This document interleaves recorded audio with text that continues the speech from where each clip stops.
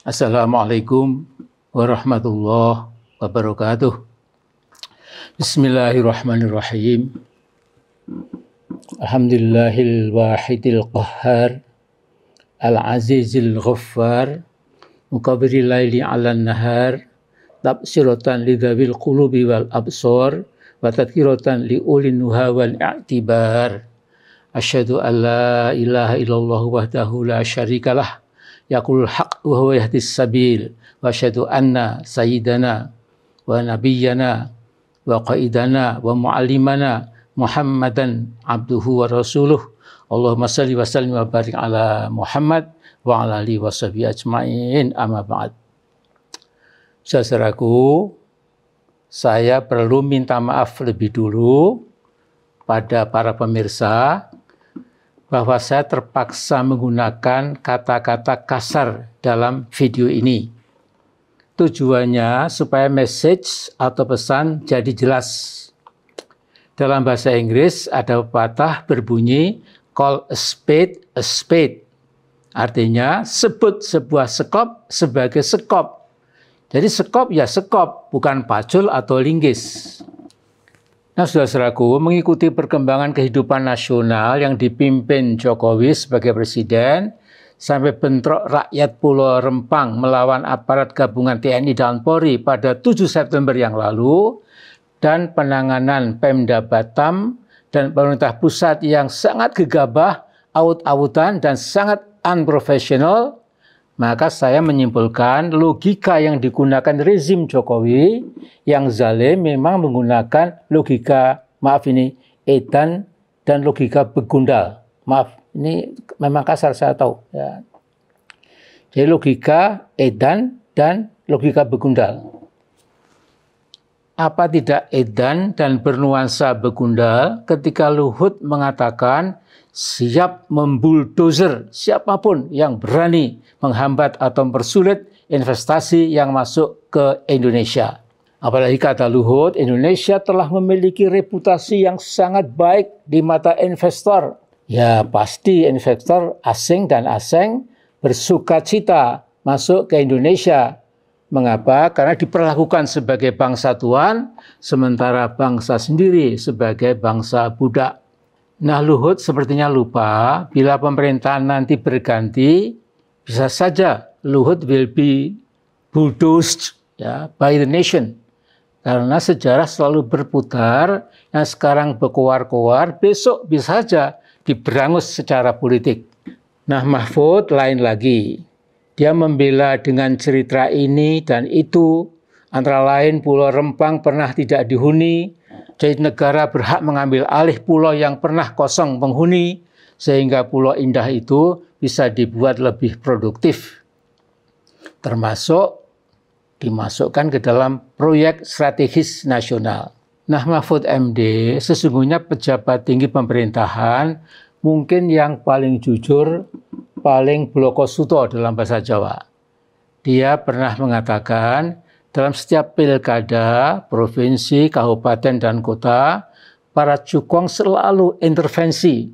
Dan sekitar 80% yang menang berutang budi pada para cukong. Itu kata Mas Mahfud.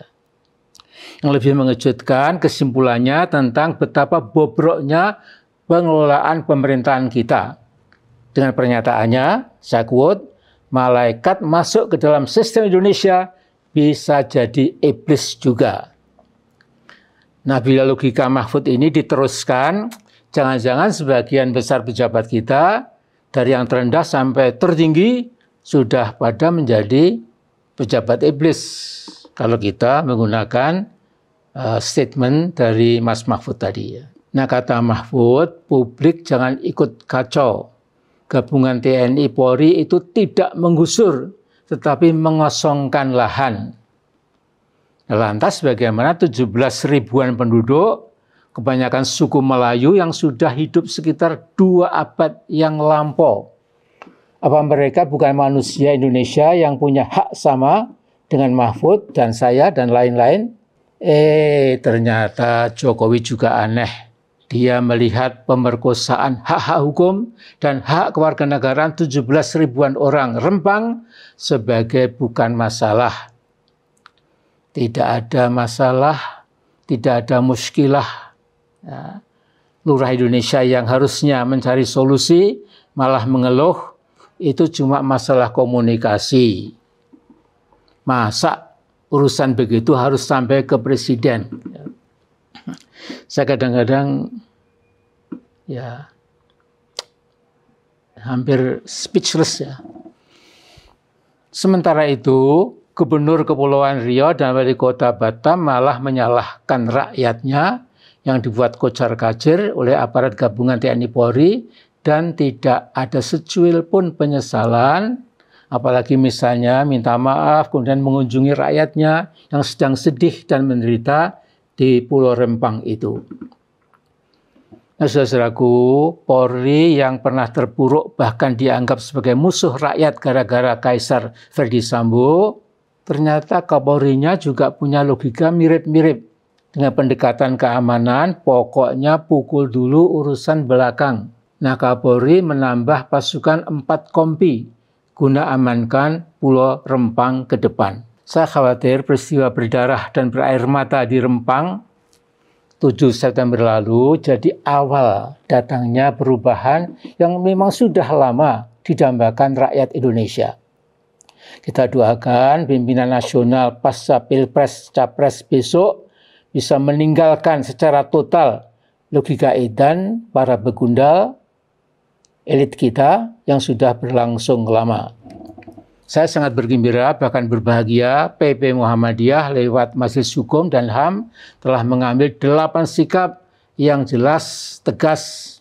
Antara lain, Presiden dan Menko Perekonomian segera mencabut proyek Rempang Eco City sebagai proyek strategis nasional. Ini sangat bagus.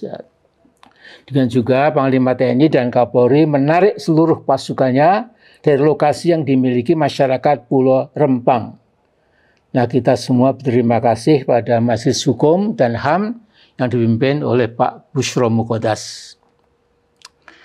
Nah, saya kira bangsa Indonesia yang berpikiran waras juga berterima kasih pada UII, Universitas Islam Indonesia, yang rektornya dan majelis guru besarnya mengkoreksi keras pemerintahan Jokowi agar tidak menggunakan kekerasan dan terhadap warga Rempang dan tidak melanggar martabat kemanusiaan. Jadi ini catatan yang sangat penting dari UI. Nah, dalam pertempuran antara keadilan dan kezaliman, kebenaran versus kebatilan, di sepanjang sejarah pasti berakhir dengan kemenangan keadilan dan kemenangan kebenaran, insya Allah. Nah, jadi dalam Al-Quran surat Al-Isra ayat 81, Allah berfirman, wa qul ja'al haqqu wa zahaqal batilu innal batila kana zahuqa. Katakanlah, apabila kebenaran telah muncul, maka akan lenyaplah kebatilan itu, dan kebatilan itu akan lenyap selenyap-lenyapnya. Jadi zahuk itu artinya sudah nggak ada bekasnya lagi. Ya. Dan dalam Al-Anfal ayat 8, lihiqal haqqo yubtilal batila walau karihal mujrimun, kata Allah. Ya. Jadi Allah berkehendak untuk memenangkan yang hak dan membatalkan yang batil, sekalipun orang-orang yang berdosa itu membencinya, tidak menyukainya. Jadi inilah yang saya sampaikan pada hari Jumat penuh barokah hari ini.